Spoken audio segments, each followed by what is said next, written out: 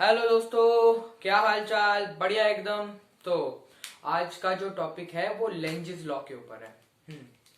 तो Lenz's law, Lenz's rule, ठीक। तो हम उसके बारे में पूरा बात करेंगे। और इसके इससे जो अगला लेक्चर होगा वो होगा मोटिवेशनल, ये इमोशनल ईएमएफ पे। मोटिवेशनल नहीं, इमोशनल ईएमएफ हम डिड्यूस करेंगे एक इक्वेशन से, ठीक है। इमोशनल ईएमएफ निकालेंगे हम, ठीक। इंड्यूस ईएमएफ, ठीक। वो हम अगली वीडियो में बताएंगे। यहाँ हम आपको लेंजेस लॉ के बारे में बताएंगे और आपको उससे रिलेटेड कंजर्वेशन ऑफ एनर्जी उसके बारे में बताएंगे कि उनका क्या कहना था, कंजर्वेशन ऑफ एनर्जी और लेंजेस लॉ के बीच का लिंक क्या था। ठीक है दोस्तों। सो फ्रेंड्स, अभी हम शुरू करते हैं लेंजेस लॉ पे। तो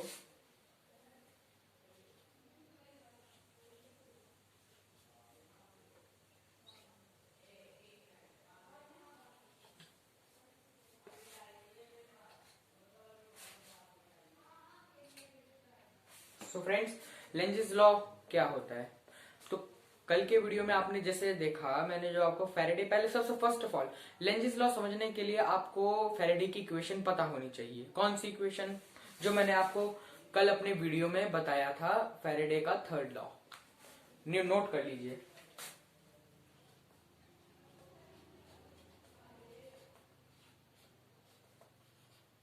ये, ठीक है। ये मैंने आपको कल बताया था। हाँ फ्रेंड्स, एक बात और मैं आपको एक बात बता दूं जो मैं अपनी प्रीवियस वीडियो में नहीं बता पाया था। नेगेटिव साइन दिया था लेंजेस ने। लेंजेस का ये कहना था कि इंड्यूस ईएमएफ तो जनरेट होगा, लेकिन उसकी जो डायरेक्शन होगी वो उसके कॉज को अपोज करेगी। यानी कि अगर करंट इस डायरेक्शन में फ्लो कर रहा है तो उस जो इंड्यूस ईएमएफ वो डायरेक्शन इधर होगी, क्योंकि वो अपने कॉज को अपोज करेगा। ठीक है। तो ये नेगेटिव साइन शो करता है लेंजेस के रूल को, length rule.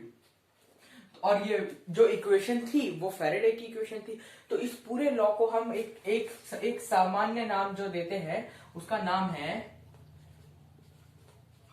Faraday Lenz law.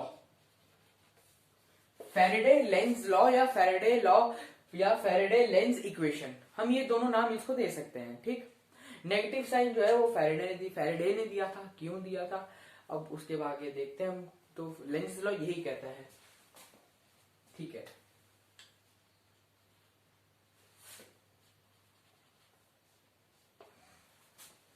तो लेंजेस लॉ, मैं पहले आप एक स्टेटमेंट लिख लेता हूं, उसके बाद मैं आपको बताता हूं।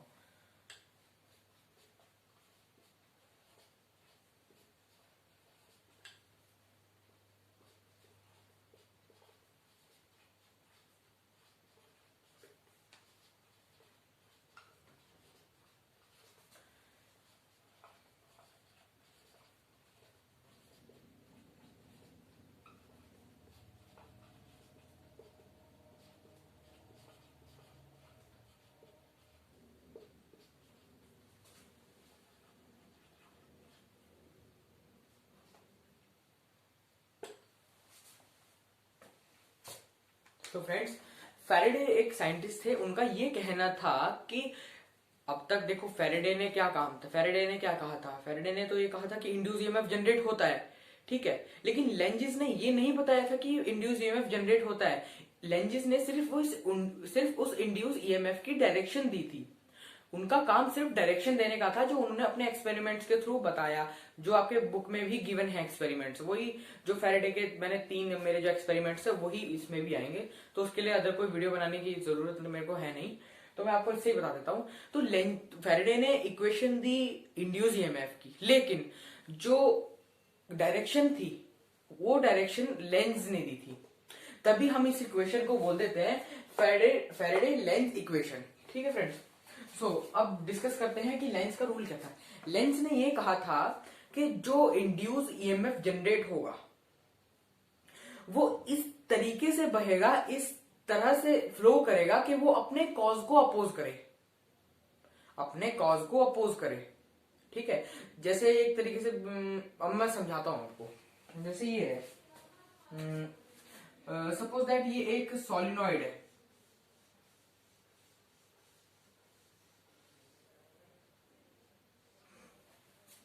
ये एक सोलिनॉइड है। अब कहने की बात है कि मान लो मैंने इसमें करंट दिया है ऐसे,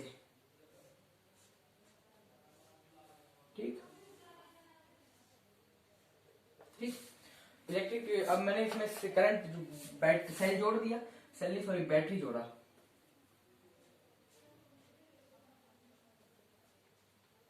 ये मैंने बैटरी लगा दी। अब इसमें इलेक्ट्रिक फील्ड की डायरेक्शन किधर होगी, ये, क्योंकि बैटरी के पॉजिटिव से नेगेटिव की तरफ होती है इलेक्ट्रिक फील्ड की डायरेक्शन, ये, ठीक। फ्लो ऑफ इलेक्ट्रॉन यहां से रहेगा। अब नेगेटिव टर्मिनल इधर है, तो यहाँ नेगेटिव टर्मिनल से इलेक्ट्रॉन निकलेंगे, ठीक। तो इसमें जो है वो मैग्नेटिक फील्ड बनना शुरू हो जाएगी, ठीक। मैग्नेटिक फील्ड, अब आपको पता है अगर इलेक्ट्रॉन का फ्लो इधर हो रहा है तो करंट का फ्लो इधर होगा। इसका मतलब ये है, ये करंट का फ्लो है, ये इलेक्ट्रॉन का फ्लो है, ठीक। करंट ऐसे जा रहा है, यानी कि इस तरीके से, ये ऐसे,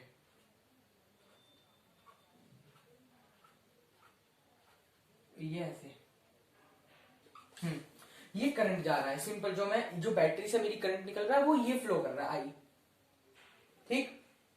लेकिन अब लेंजेस ने यही कहा था, तो अब मुझे एक बात बताओ कि ये जो करंट बह रहा है ये किसकी वजह से बह रहा है, ये मतलब ये जो करंट है ये किसकी वजह से फ्लो कर रहा है सर्किट में, ये जो आई है ये किसकी वजह से फ्लो कर रहा है, वो इस बैटरी की वजह से फ्लो कर रहा है, क्योंकि बैटरी का पॉजिटिव टर्मिनल से करंट फ्लो करता है नेगेटिव टर्मिनल तक, ठीक है। और पूरे सर्किट में आई पॉजिटिव पोर्शन से है वो बिल्कुल करंट पूरे आई जो है करंट वो पूरे पोर्शन में फ्लो कर रहा है, ठीक।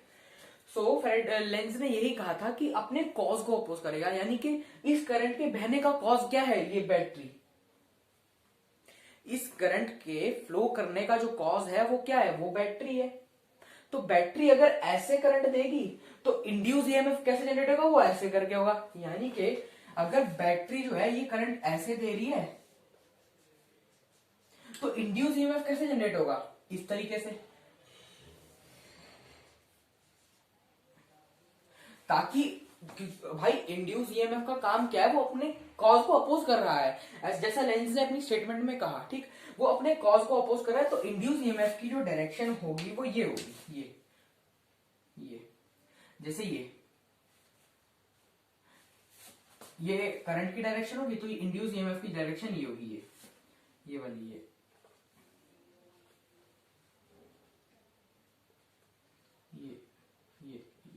अब आप लोग कह रहे होंगे कि मैंने इलेक्ट्रॉन की भी यही बताई है और इंड्यूस ईएमएफ की भी यही बताई है, दोनों एक ही चीज है, दोनों मतलब इलेक्ट्रॉन भी इधर को फ्लो करेंगे और इंड्यूस ईएमएफ भी उधर को फ्लो करेगा, यहाँ बात करंट की हो रही है, ठीक है।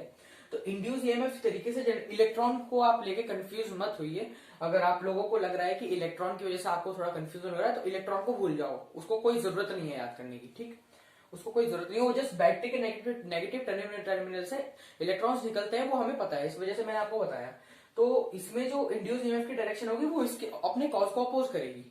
तो ये था लेंजिस लॉ। लेंजिस ने सिर्फ इतना कहा था कि जो इंड्यूस ईएमएफ जनरेट होगा वो आपके कॉज को अपोज करेगा, ठीक है फ्रेंड्स। सो ये लेंजिस का स्टेटमेंट था। मैं आपको एक बार दोबारा स्टेटमेंट से आपको बताता हूँ। It states that the induced EMF generated in such a direction that it opposes its cause. It opposes its cause. यानी कि ये अपने कॉज को ही इट अपोजेस इट्स कॉज, ये अपने कॉज को अपोज कर रहा है, ठीक है। इसीलिए इस इक्वेशन में ये नेगेटिव साइन आया है। इस नेगेटिव साइन का आना ही इस स्टेटमेंट को पूरी बदल देता है और इस पूरे लॉ का नाम भी पूरा बदल देता है, ठीक है फ्रेंड्स। और इसमें बचा क्या बाकी, ठीक है, ये आपका लेंज लॉ हो गया। अब हम बात करते हैं लेंजिस लॉ का कंजर्वेशन ऑफ एनर्जी पे क्या रोल था। Let me check video